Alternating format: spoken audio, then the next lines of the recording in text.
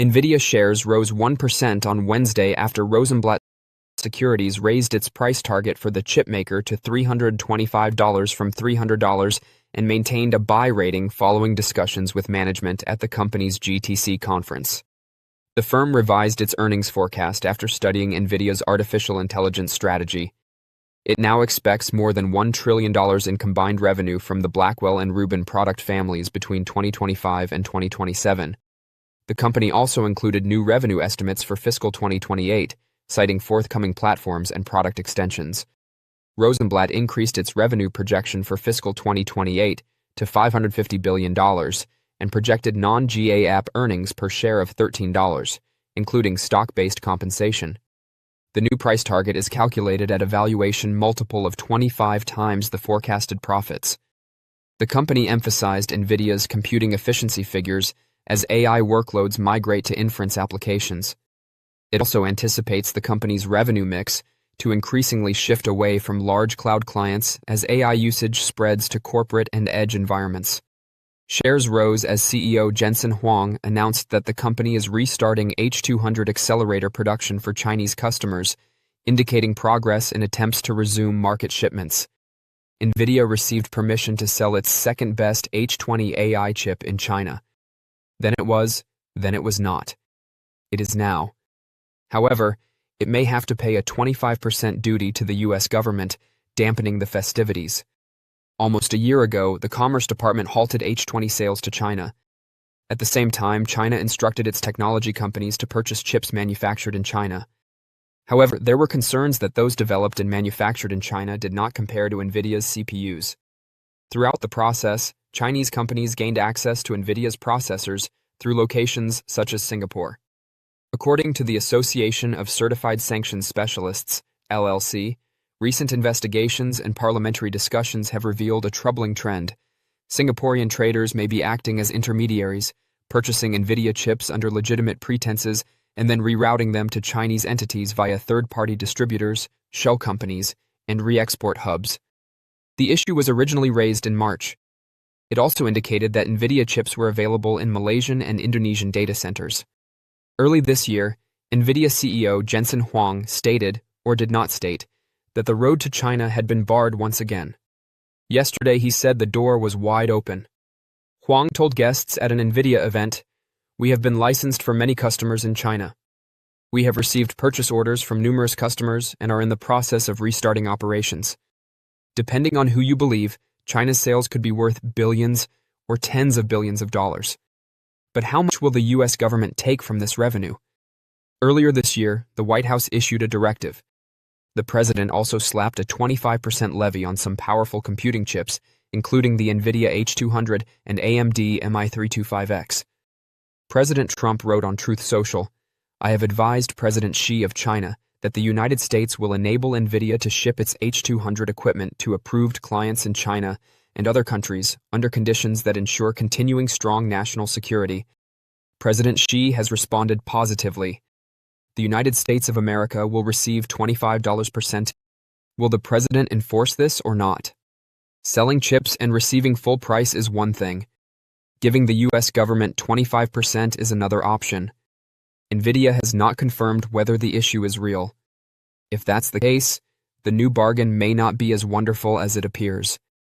Nvidia stock has been trapped in neutral for months, trading in a narrow range despite a torrent of positive news.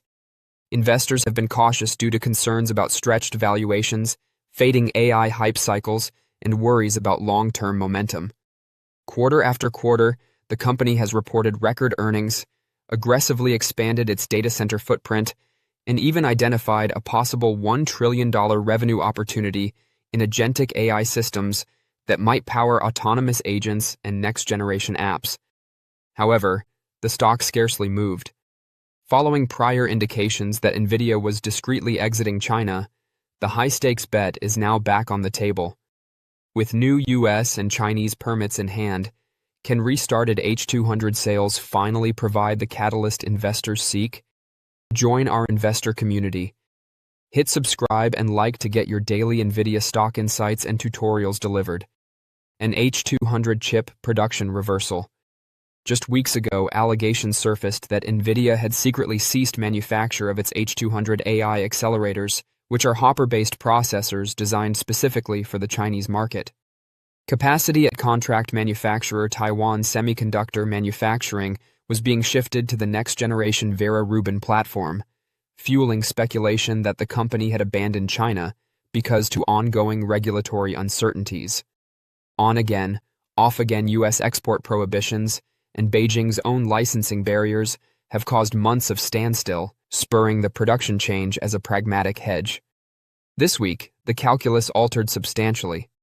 At Nvidia's GTC conference, CEO Jensen Huang announced that the business is restarting H200 manufacture after obtaining both U.S. export permits and Chinese government approvals. Beijing has allowed many customers to acquire the chips, and Nvidia has already received orders. The turnaround is real. Production lines are restarting, potentially resuming shipments that had been halted for nearly a year. China's shrinking role and sudden revival. China was formerly a cornerstone of Nvidia's growth strategy, accounting for up to 20% of total revenue before the trade war. Massive demand from Chinese IT behemoths and hyperscalers drove data center expansion, allowing Nvidia to dominate the worldwide AI accelerator market. However, rising U.S.-China tensions and subsequent export sanctions effectively closed that conduit. Revenue from the region plummeted, requiring the corporation to shift to compliant, lower-spec chips and focus elsewhere. Earlier rumors of restarted sales have regularly evaporated, producing little more than headlines and brief stock increases. This time feels different. With explicit authorization from multiple Chinese clients and confirmed purchases, analysts see a route to considerable revenue reacceleration. Even small H200 volumes, priced in the tens of thousands per unit, may contribute hundreds of millions in quarterly data center sales, providing a substantial counterweight to any slowing in U.S. or European demand. Restarting H200 sales reopens a profitable channel at a vital point. While Vera Rubin and future architectures remain the long-term growth engines, the immediate revenue boost from H200 may help Nvidia maintain its rapid data center growth pace. It also indicates increased geopolitical flexibility, as both Washington and Beijing appear willing to carve out minor business concessions amid broader tensions. For Nvidia's ecosystem partners, the move restores access to proven, high-performance hardware without the need for next-generation platforms. What was the result? A hypothetical bridge that maintains velocity while Rubin ramps. This Chinese rebound is certainly good for Nvidia's fundamentals.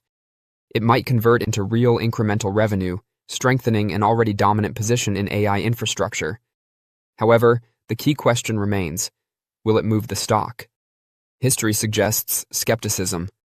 Past triggers, including as earnings beating, enormous AI TAM predictions, and even earlier China resumption speculations, have failed to break Nvidia's recent sideways trend. With AI weariness setting in and valuation multiples remaining high, investors may see this as just another data point rather than a dramatic shift. Unless supported by ongoing order flow and margin expansion, shares may stay range-bound while waiting for more evidence that AI demand remains unquenchable. For the time being, the China bet is back on, but the stock may require more than one market to completely break free. While international crises make headlines and cause initial volatility, equities often have a remarkable ability to look ahead and move on. Investors are naturally concerned about the current escalation in the Iran war, which has included U.S. and Israeli strikes, disruptions in the Strait of Hormuz, and oil price hikes. However, the S&P 500 has fallen just roughly 3% since the heightened tensions began, a rather subdued reaction compared to previous crises. History demonstrates that markets usually absorb such shocks swiftly, returning within weeks or months if no chronic energy crisis occurs. With oil prices already falling and good seasonal patterns on the horizon, we believe the risk-off phase is just transitory. Following a slow start to the year, technology is poised to seize the lead as fundamentals reassert themselves. Historical precedent points to a bullish outlook. The pattern is well established. Analyses of key post-World War II events demonstrate that, on average, the S&P 500 returned to pre-event levels within 28 days and, in most cases, reported positive gains 1 year later. Geopolitical shocks typically create sharp but brief pullbacks, particularly when the underlying economy remains sturdy. In the current episode, The market's calm is due to multiple stabilizing factors. Diversified global supply chains have restricted the impact of oil disruptions, central banks have signaled policy flexibility, and corporate earnings have proven to be surprisingly resilient. This resiliency reminds us that investors frequently price in worst-case scenarios early on, only to adjust as reality becomes less severe. And there were some positives over the weekend. According to media reports, several tankers successfully transited the Strait of Hormuz, providing a glimmer of hope and pushing oil prices lower. President Trump also asked allies to aid the U.S. in disrupting Iran's blockade of the strait. Looking ahead, multiple factors point to a possible resurgence. Strong seasonality is upon us as markets enter the second half of March, and the S&P 500's performance in April is attractive from a historical standpoint. Tax refunds are approximately 10 to 11% larger than last year, injecting billions of dollars in liquidity, which normally enhances consumer spending and risk appetite over the March-April period.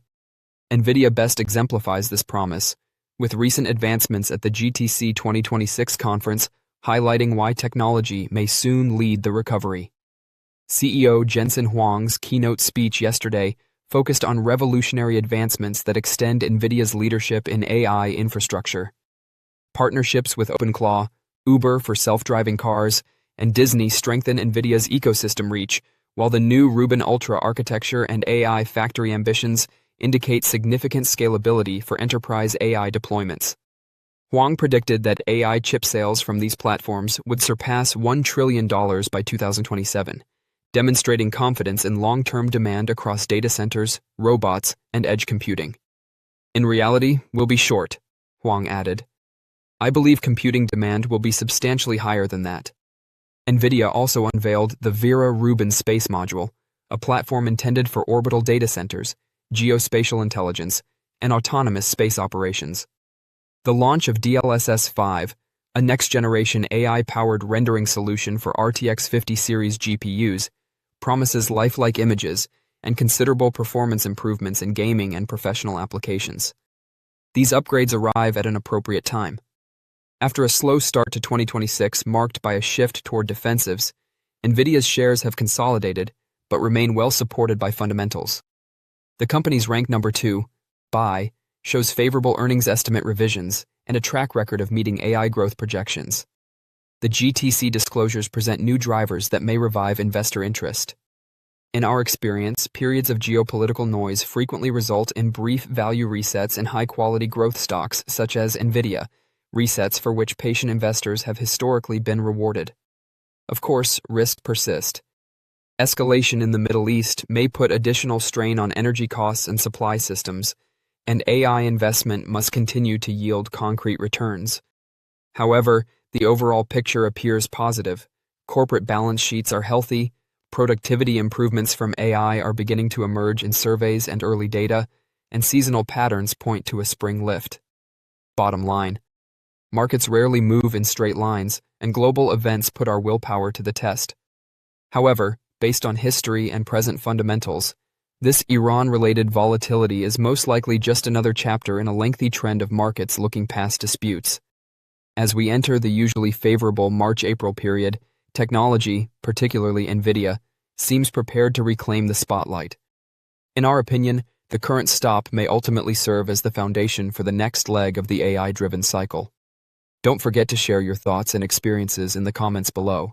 Your input helps create a more knowledgeable community where we can all learn and grow together in the world of investing. Stay up to date with the latest market trends, insights, and key updates by subscribing to Investing Tutorial. We're here to help you make smarter investment decisions and stay ahead of the curve. Jensen, I do want to point out, someone said to me the stock's down 30 cents.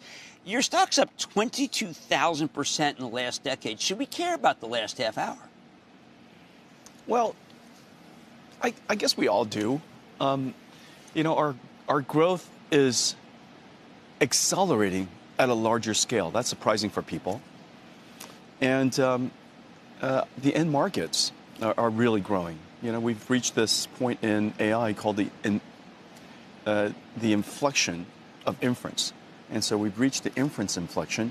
And so, our growth is accelerating. We would love to see everybody enjoy it. Well, people got a little trapped by the $500 billion to $1 trillion, and I like that over 2025, 2027. What trapped me was that when you said, when we were talking around Michael Dell yesterday, that Jim, do you remember when I told you that ChatGPT could be big?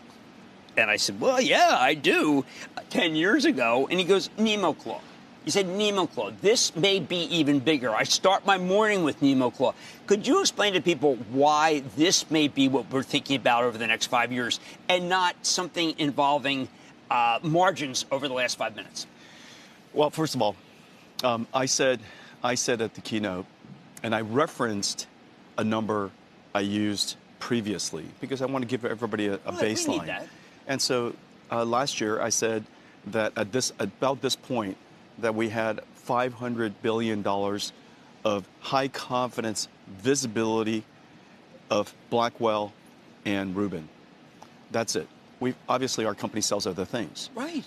We have, CPUs, we have storage processors, we have networking, and so we have all kinds of things that we sell in addition to that. We have $500 billion worth of visibility.